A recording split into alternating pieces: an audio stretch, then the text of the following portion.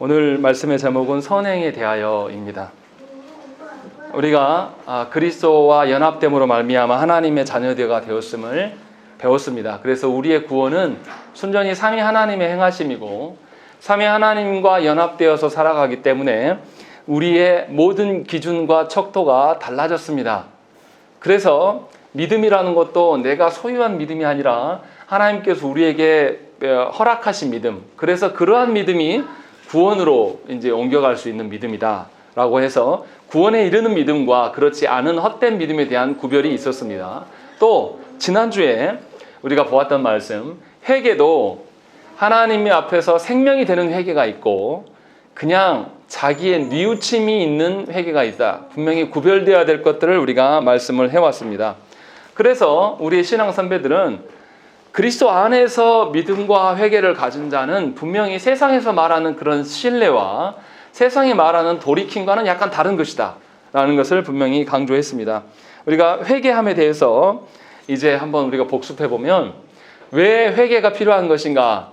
우리의 죄악의 모든 그런 형벌은 주님이 다 감당하셨고 하나님의 진노도 다 주님이 감당하셨는데 그러함에도 우리가 회개해야 될 이유가 무엇인가를 먼저 알아야 되죠. 무엇 때문에 그렇습니까? 예전에는 내가 생각했을 때의 기준, 세상에서 통용되는 기준으로서 죄를 봤어요. 그런데 그리스도와 연합되고 보니까 이제는 그 기준과는 전혀 다른 기준이 있다는 것을 알게 된 거죠. 예수 그리스도의 거룩하심의 그 기준으로 나를 보는 거예요. 그러니까 나의 구석구석이 회개할 거리인 거죠. 나의 생각하는 거, 나의 말하는 거, 나의 의지다, 나의 정서까지도 다 하나님 앞에서 살펴보니 죄악이라는 것입니다. 그래서 신자는 살아가면서 계속 자기의 죄를 발견하는 것입니다. 그리고 말씀은 이 죄를 더 선명하게 보여주는 역할을 갖고 있는 거예요. 그래서 신자는 죄를 늘 발견하는 인생을 살아가고 죄를 발견만 하고 끝나는 것이 아니라 그 죄와 싸워서 이기기 위한 회개의 삶을 계속 살아갈 수밖에 없는 것입니다. 그래서 하나님께서는 그리스도의 공로와 성령 하나님의 그 역사하심으로 말미암아 신자가 죄를 회개할 수 있는 기회를 마련해 주신다라는 것이죠. 그래서 신자는 자기 자신 안에서 아주 극악무도한 죄가 발견된다고 할지라도 좌절하거나 낭망하지 않아요. 하나님의 자녀들은 왜 그렇습니까? 하나님의 죄 용서하심의 크기가 얼마나 큰 것인가를 더 잘 알기 때문에. 그래서 믿는 자들은 좌절하고 낭망하는 삶을 살지 않아요. 쉽게 말하면 자살하지 않는다라는 거죠. 왜냐하면 하나님의 죄 다루심이 있기 때문에. 도리어 하나님 앞에서 자기의 죄가 발견되는 것이 하나님께서 죄 용서하심을 깨닫게 해주시기 위함임을 알기 때문에 더 큰 은혜와 감사를 돌릴 수밖에 없다라는 것입니다. 그러니까 회개하는 신자에게 하나님을 향한 의심이나 좌절이나 낭만 같은 것은 있을 수가 없는 것입니다. 왜냐하면 도리어 하나님의 더 크고 높으심을 알기 때문에.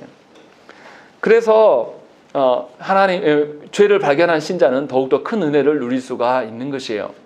그러나 그렇다고 해서 신자가 회개한 것을 공로로 내세울 수는 없습니다. 왜냐하면 신자의 죄악은 다 누가 해결하시기 때문에 하나님께서 해결하시는 것이거든요. 오히려 나의 공로가 아니라 그리스도의 공로로 말미암아서 내가 죄 씻음을 받기 때문에 죄에 대해서 더 미워해요. 내가 그 죄를 물리칠 수는 없으나 그리스도께서 행하심, 그리스도께서 나를 위해서 희생당하심을 알기 때문에 죄를 더 미워하고 더 슬퍼하게 되는 것이고 온전히 이제는 하나님만을 붙잡고 살기를 원하는 것입니다. 그래서 그의 인생이 하나님과 동행하는 인생이 되어지는 거예요. 전에는 내 손으로 무엇인가 안정된가를 찾기를 원했고 전에는 내 능력으로 헤쳐나갈 수 있을 것이라고 생각을 했는데 죄를 발견하고 나서 나의 죄에 대한 나의 무능력과 무지를 알게 돼서 이제는 하나님께 더 붙들려 살기를 원하는 것이죠. 논리적으로 설명은 되진 않으나 우리 흔히들 그렇게 말하죠. 예배 자리에 나왔더니 또 기도하는 자리에 나왔더니 내가 기도도 할 줄 모르고 예배도 잘 드릴지 모르나 그래도 예배라도 하고 가니까 내가 마음이 더 하나님께 붙들려진다라는 것이 그런 의미인 거죠. 우리가 논리적으로 다 깨닫지는 못하더라도. 그래서 분명하게 회개하는 자는 하나님 앞에 자신의 죄인됨을 인정하는 자는 평생에 걸쳐서 하나님을 알고 따르는 삶을 살기를 소망하는 거예요. 우리가 살아갈 수 있다고 말하는 것이 아니라 그렇게 살아가기를 소망해요. 그러면 그렇게 살아갈 수 있는 능력은 누가 주시냐?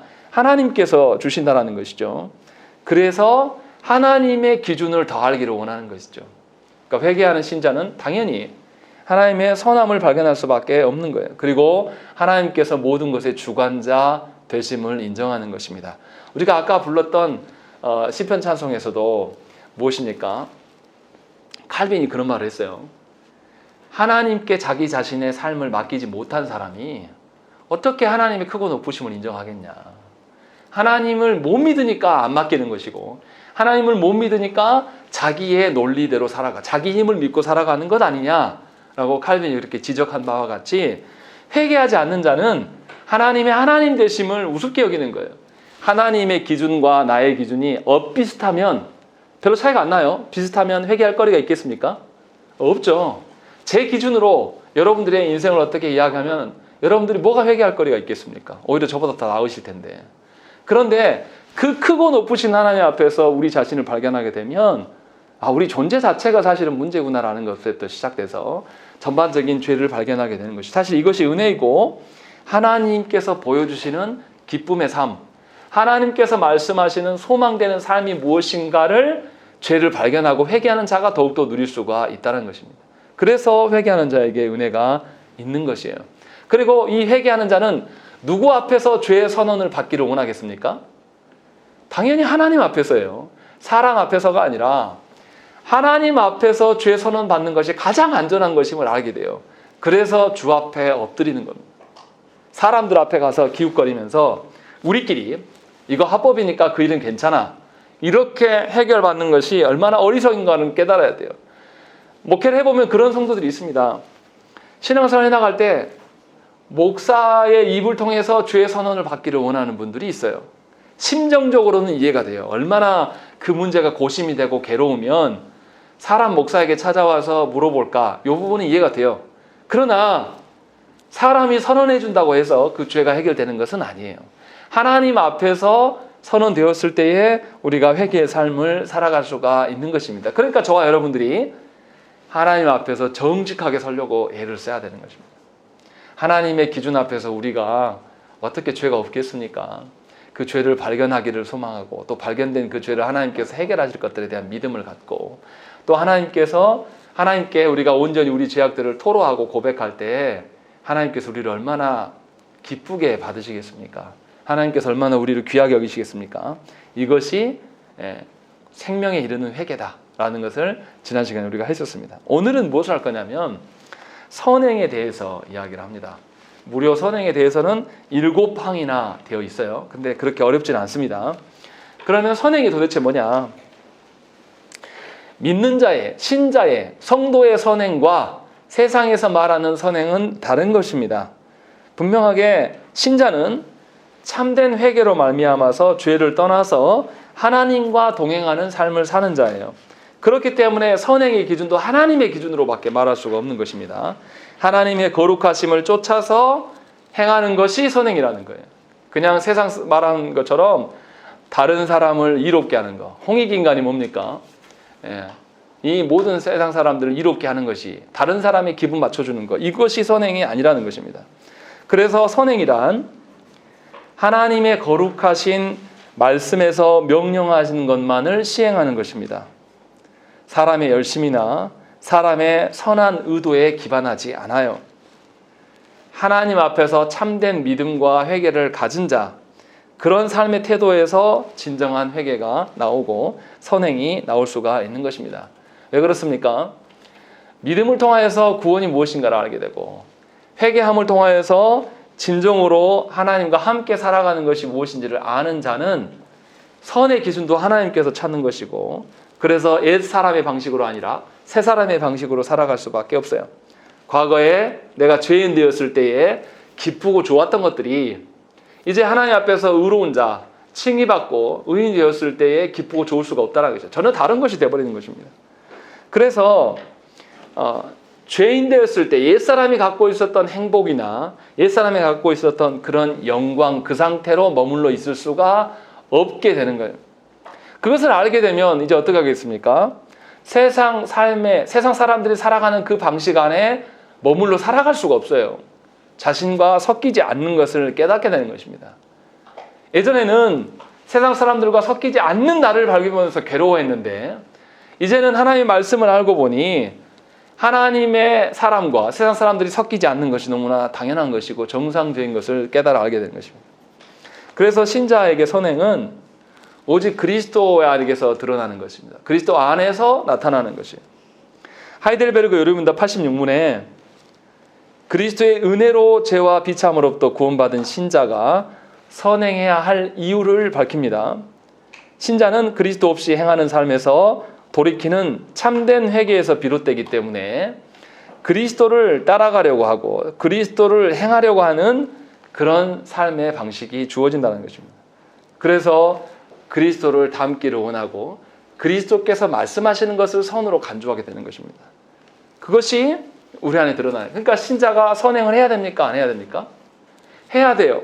야고보서, 로마서의 입장은 다른 겁니다. 우리의 구원받은 근거가 사람에게 있지 않고 그리스도에게 있다. 그래서 오직 믿음으로 말미암아 구원받는다라고 말하는 것이고, 야고보서의 입장은 무엇이냐면 믿음으로 구원받은 자에게 드러나는 것이 무엇이 드러나야 되냐? 내가 아니라 그리스도를 드러내는 행함이 드러나는 거예요. 이것이 선행이라고 성경은 말하는 거예요. 그러니까 구원받은 신자는 예수 그리스도로 말미암아 구원받았기 때문에 당연히 예수 그리스도가 드러나는 선행이 있어야 되는 것입니다. 그러니까 여러분들이 잘 생각해야 돼요. 내가 살아가면서 내 이름을 높일 것이냐, 나를 드러낼 것이냐, 아니면 그리스도가 드러나고 그리스도만이 모든 사람들에게 이제 세워져야 될 것인가. 잘 중요한 것이죠. 예를 들어서 제가 목회를 수십 년 하고 이제 은퇴하게 될 때가 오겠죠. 그랬는데 성도들이 조성은 목사를 통해서 오랫동안 목양받은 성도들이 안에서 조성은이라는 이름만 남고 그리스도가 없으면 목회 잘못한 겁니다. 하나님의 심판의 대상이 될 수밖에 없어요. 그런 점에서 조국교회의 현실이 좀 안타까워요. 목회자가 바뀌면 교회가 흔들립니다. 그리스도는 바뀐 적이 없으시거든요. 똑같거든요. 그런데 왜 흔들립니까? 우리 사람의 유약함이에요. 보여지는 사람을 더 의존하게 되고 하나님을 의존하는 것이 연약하기 때문에 그렇게 되어진다는 것이죠. 그래서 분명하게 선행의 기준도 예수 그리스도 안에서의 선행이에요. 그리스도의 말씀에 입각한 선행이다 라는 것을 말하는 것이 바로 1항입니다. 그리고 2항에서는 무슨 이야기를 하냐면 참된 믿음의 열매와 증거로서의 선행을 말하고 있는 것입니다. 참된 믿음이 있는 자는 반드시 선행이라는 열매를 맺을 수밖에 없다라는 것을 이야기를 하고 있는 거죠. 참된 믿음과 참된 회개로 사는 자는 그리스도와 함께 살아가기에 힘씁니다. 그래서 누구를 닮습니까? 그리스도를 닮아가는 삶을 살아가요. 그래서 야고보 선생은 뭐라고 했습니까? 그리스도를 닮은 행함이 없는 믿음은 죽은 믿음이라고 말한 것이에요. 여전히 내가 옛날 방식으로 사람들한테 인정받아야 되고 옛날 방식으로 내 자존심이 걸려 높임을 받아야 되고 이런 방식으로 내 정서가 반항하는 것은 문제가 있는 겁니다. 사람들이 몰라 해도 사실 상관없는 거거든요. 하나님께서만 인정해 주시면 상관이 없어지는 그것이 위로예요. 사람들은 아무도 인정하지 않으나 모세가 그렇지 않습니까? 왕자였던 그가 완전히 나락의 길로 광야의 삶을 살았을 때에 그의 인생이 얼마나 추락했습니까? 그런데 모세는 성경에 뭐라고 되어 있습니까? 이 십보라와 함께 동거하기를 기뻐하였다. 이 미디안의 광야에서 사는 목동 양무리를 치는 여인이 얼마나 아름답겠습니까? 아주 거친 손을 살고 아주 거칠게 야생에서 살 거 아닙니까? 그런데 그 여인과 하나 되어서 가정을 이루는 것을 기뻐했다라고 성경은 기록하고 있어요. 또 그리고 그렇게 살아갈 때 하나님께서 그 가정에 자녀를 주셨다. 이것은 뭐냐면 하나님의 위로와 평안이 있었다라는 거예요. 그러니까 모세가 그렇게 인생이 곤두박질 쳐져 있었어도 그 안에서 40여 년의 인생을, 광야에서의 40여 년의 인생을 하나님 기뻐하는 삶을 사는 것이죠. 그래서 하나님께서 그를 부르십니다. 80세 되었을 때 그를 불러내시는 것이죠. 오늘 에베소서 2장 10절 말씀도 동일한 이야기를 하는 거예요. 우리가 아까 읽었지만 다시 읽어보시면 우리는 그가 만드신 바라 그리스도 예수 안에서 선한 일을 위하여 지으심을 받은 자이다. 이 선한 일은 도대체 뭐냐? 하나님이 이미 예비하신 것이고 하나님께서 우리가 그렇게 행할 수 있도록 능력도 주시는 것이다 라고 이야기를 하고 있는 거예요.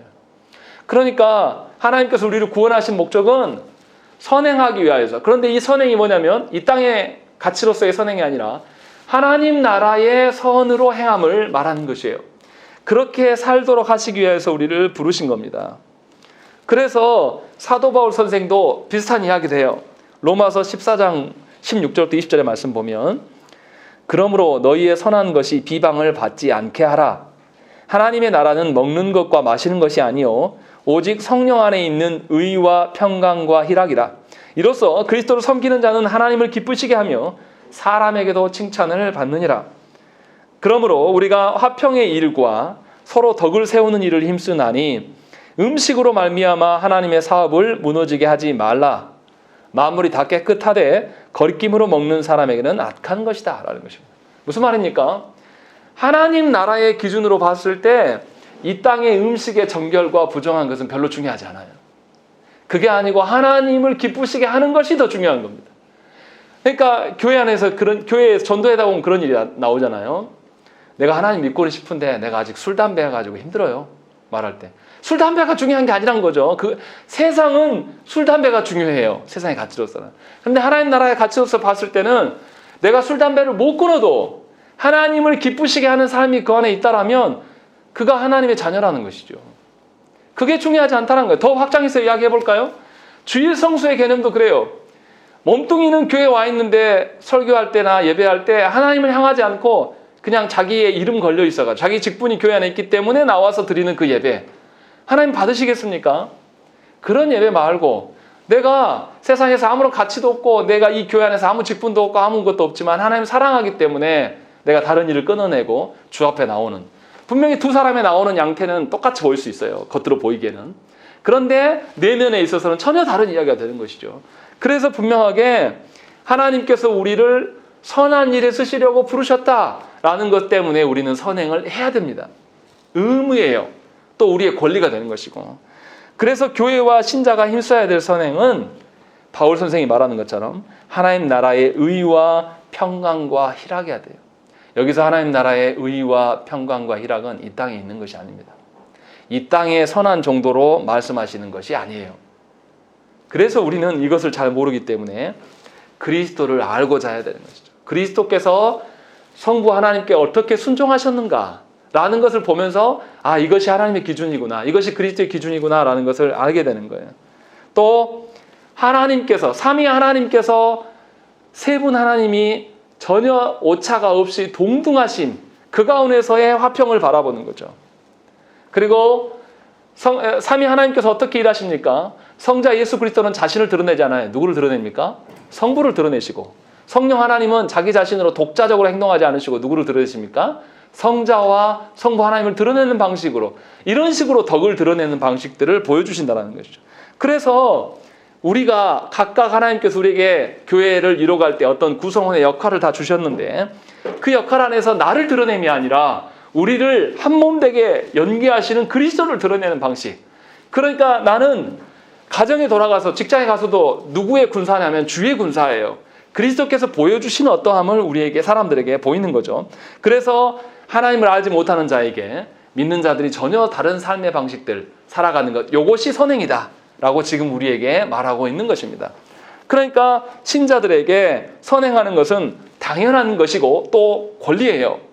세상의 삶의 방식과 전혀 다른 방식의 선행, 사람들끼리 합의된 선행이 아니라 우리를 초월하신 초월자께서 주신 그 선행, 이것이 우리 가운데 드러날 수가 있다는 것입니다.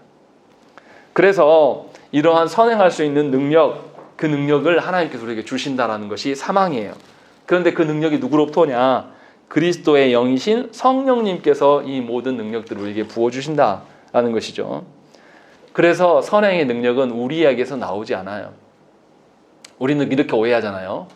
내가 나이가 많아서 교회 일 못합니다. 또 내가 세상에 능력이 없어서 일을 못해요. 내가 가진 것이 없어서, 다 오해하는 겁니다. 우리를 들어서 쓰시는 분이 하나님이시란 말이에요. 하나님 누구를 쓰십니까? 세상에서 강자를 들어다 쓰십니까? 이미 다 능력이 있는 자, 능력이 다 구비된 자를 하나님께서 불러서 쓰십니까? 안 그래요. 하나님은 세상에서 약한 자를 불러다 쓰셔가지고 이들을 강하게 만들어서 변화시키셔서 쓰시는 거예요. 그러니까 하나님께서 나를 택해 주심은 얼마나 놀라운 일입니까? 나같이 부족하고 연약하고 한계 있고 미련하게 산 사람을 하나님 부르셔서 바꾸시겠다라는 거예요. 바꾸고 끝나는 게 아니라 바꾸신 나를 하나님 나라의 군사로서 사용하시겠다라는 것이죠. 얼마나 귀한 일입니까? 나 같은 것을 하나님 나라의 기업을 잇는 자로 하나님 쓰시겠다고 하니 정말 놀라운 것이죠. 그래서 우리는 우리의 능력이 아니라 하나님의 능력을 빌려서 사용할 수가 있는 것이에요. 그래서 그리스도와 연합되기를 소망하고 성령께서 깨닫게 하심에 우리가 순응하면서 살아가는 것입니다. 부활하신 주님은 그래서 승천하시고 우리에게 누구를 보내셨습니까? 보혜사 성령 하나님을 교회 가운데 보내신 거예요. 그래서 교회로 말미암아 하나님의 기뻐하시는 일에 수종될 수 있도록 기회를 주신 것이라는 것이죠. 그래서 성령님은 우리 안에 내주하시지 절대 떠나가지 않으세요. 한 번도 우리를 떠나신 적이 없어요. 우리가 성령님을 외면한 적은 있으나 성령님께서 나의 마음 가운데 떠나가신 적이 없어요. 그런데 어떤 은사주의자들은 성령님이 마치 떠나가신 것처럼 다시 와달라고 그거 성령 잘 모르나서 그렇게 하는 겁니다.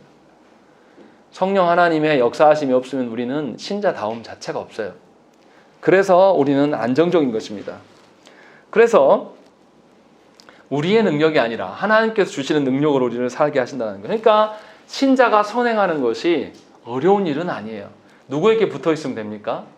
그리스도께, 성령 하나님께 의존하고 우리가 서면 우리가 하나님의 일하심, 하나님의 그 선하심을 맛보며 또 증거하는 자로 하나님께서 불러주신다는 것입니다. 그리고 4항부터 6항에는 우리가 하는 그 선행의 성격과 의미가 무엇인가를 밝혀주고 있어요. 성령 하나님의 인도하심 없이는 도무지 우리가 하나님을 기쁘게 해드릴 수가 없어요. 이것을 잘 아는 사람은 성령님께 의존할 수밖에 없어요. 그래서 우리가 기도하는 겁니다. 하나님의 뜻을 알게 해주십시오.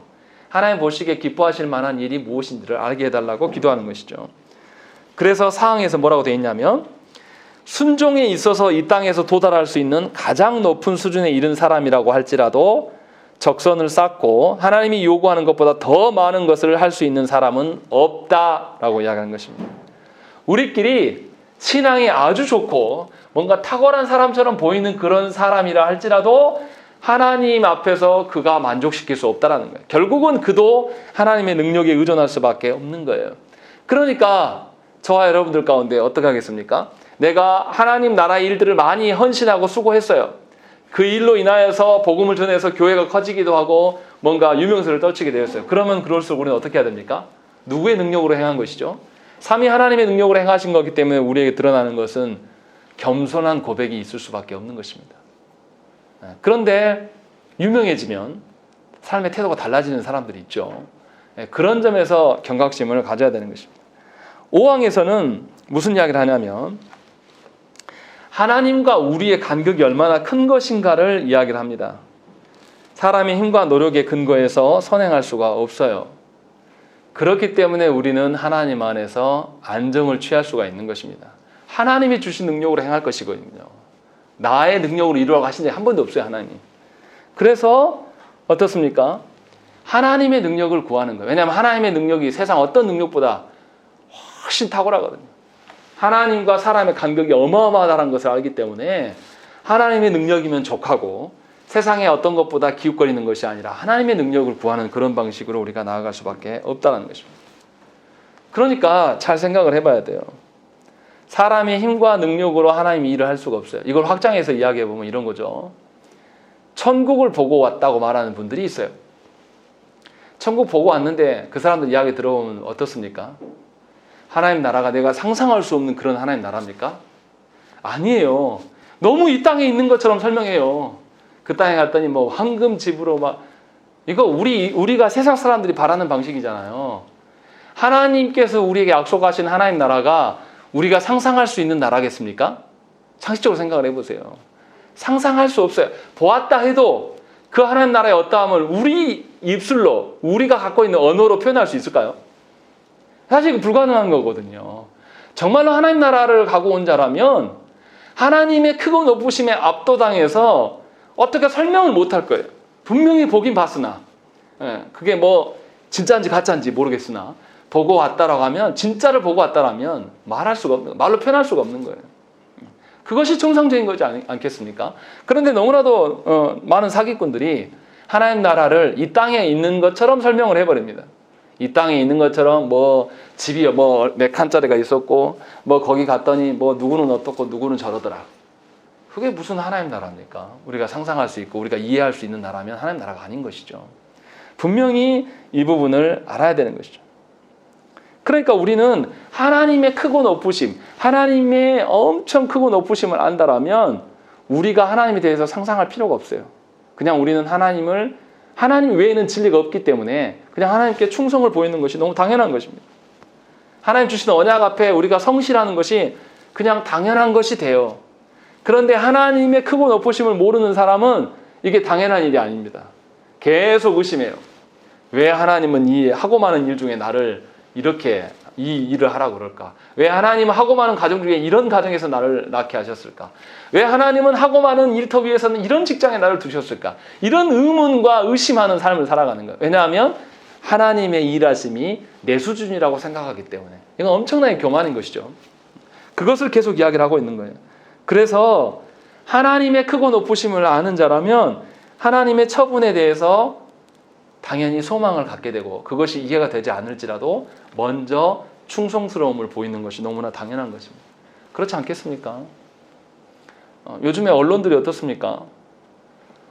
오전에도 말씀드렸지만 대통령이 역대 그런 나라가 없어요. 역대 우리나라 대통령 중에서 G7 회의를 2년 연속 초청받은 경우도 없었고요. 갔는데 거기에서 있는 그 나라 강대국 등 나라들이 코로나 시대 제일 잘 나간 나라가 어디입니까? 대한민국. 이렇게 다른 나라 대통령들이 손가락질 해주고 다 인정하는 그런 경우가 없어요. 그런데 우리나라 언론들은 아예 말도 하지 않죠. 가서 엉뚱한 이야기 해버립니다. 뭐 프랑스 마크롱 대통령이 부인이 있고 온 무엇이 어쩌더라. 이게 언론입니까? 이게 완전 대통령의 권위를 우습게 여기는 것이죠. 우리나라 소식을 알고 싶으면, 대통령의 소식을 알고 싶으면 다른 나라 뉴스 보면 나와요. 다 나와요. 일면에 나옵니다.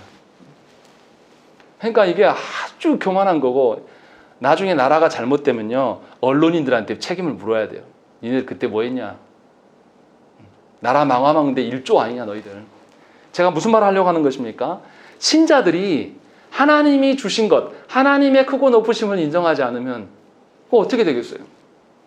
우리가 하나님의 자녀라고 말하면서도 하나님의 크고 높으심, 하나님의 능력이 많으심을 인정하지 않는데 누가 인정하겠습니까?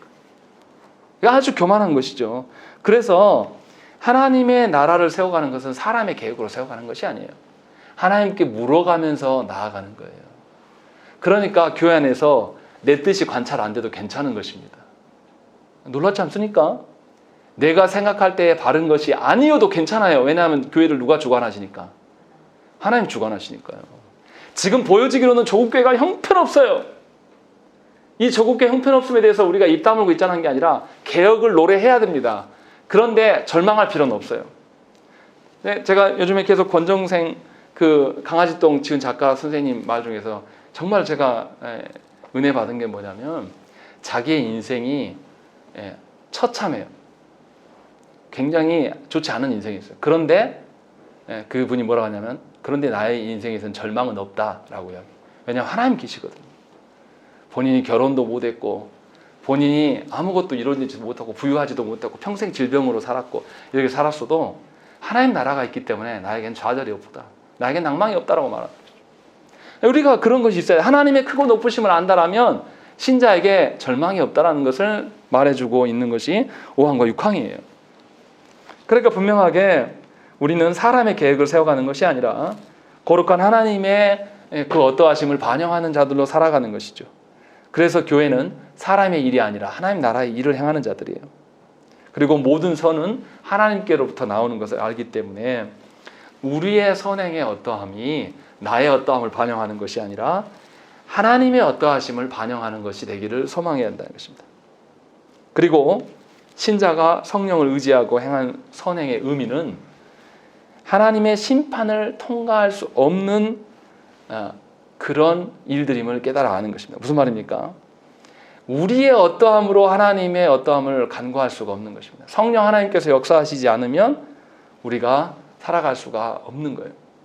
그래서 우리의 선행은 오직 그리스도 안에서만의 선행이에요. 6항이 말하는 게 그겁니다. 그럼에도 불구하고 신자들의 인격은 그리스도로 말미암아 용납되기 때문에 그들의 선행 또한 그리스도 안에서만 용납된다라는 것입니다. 다른 선행을 말하지 말라라는 것입니다. 내가 세상에서 이만큼 했고 내가 세상에서 이만큼 한 사람, 한국교회가 안타까운 점이 무엇입니까? 세상에서 권세 잡은 점은 교회 안에서도 권세 잡으려고 그래요. 그리고 그것을 허용해 주려고 합니다. 근데 정말 미안한 이야기지만요.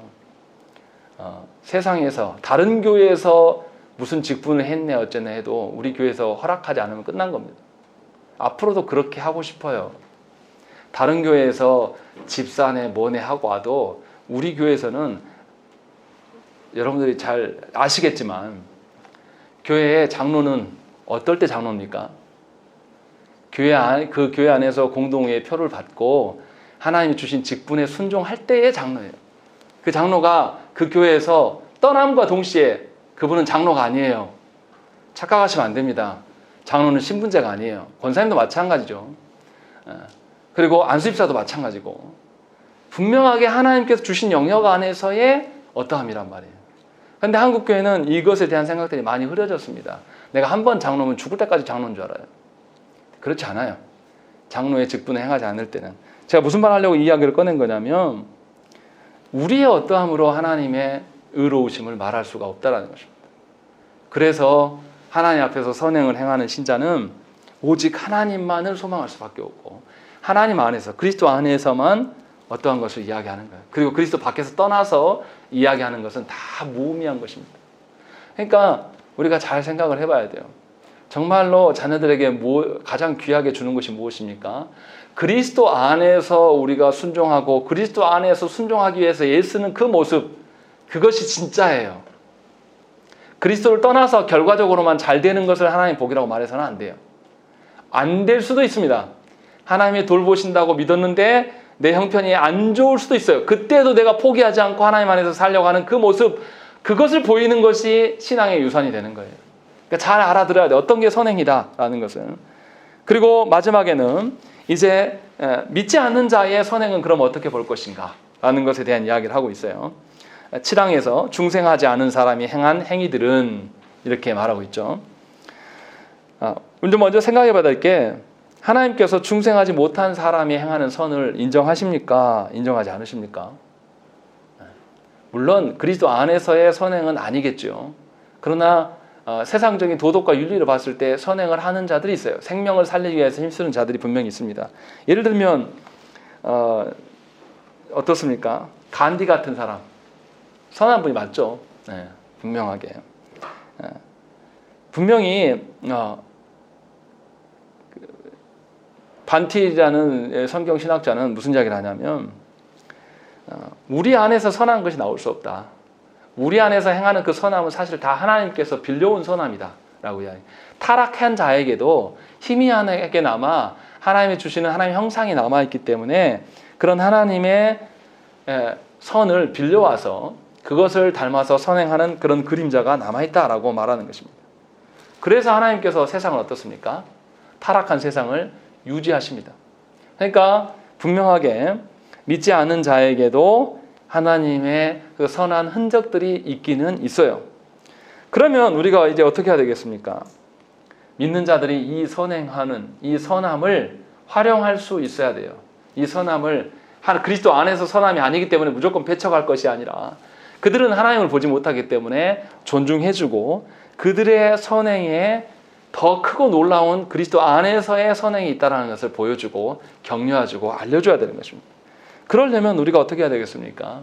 하나님 안에서 그리스도 안에서 살아가야 돼요. 그리고 그리스도 안에서 드러난 선행이 세상과 다른 선행이다라는 것을 알려줄 수 있어야 되는 것입니다.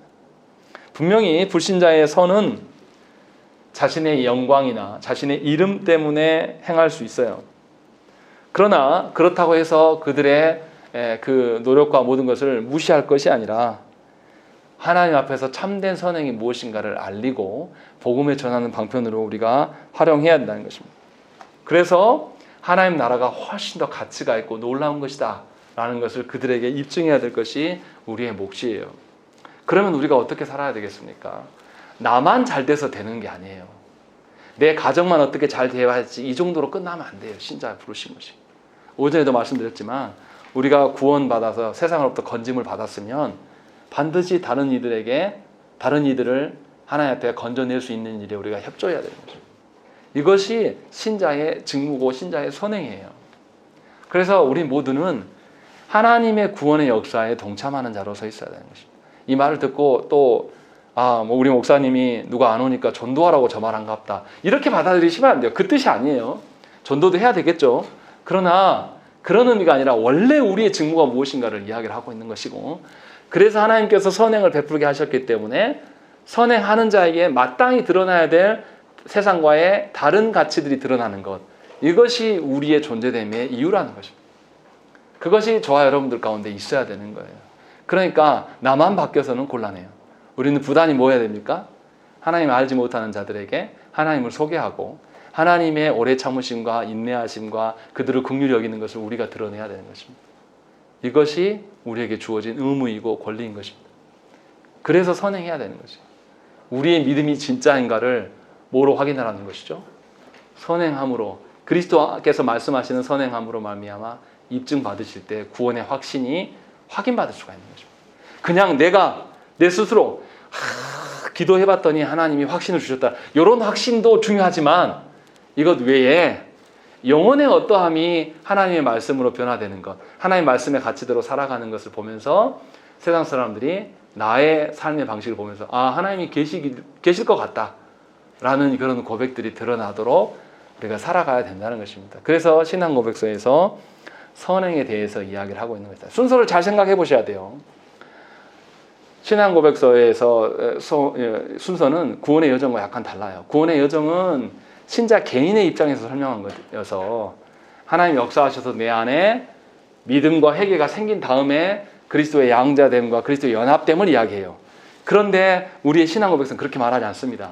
전적인 하나님의 은혜로 말미암아 우리가 하나님의 자녀가 되었고, 하나님의 자녀가 되기 때문에 칭의와 성화도 있는 것이고, 또 그 안에서 참된 믿음이 발현되고 참된 회개의 삶이 있는 것이고 참된 선행이 있는 것이다, 이렇게 말하는 거예요.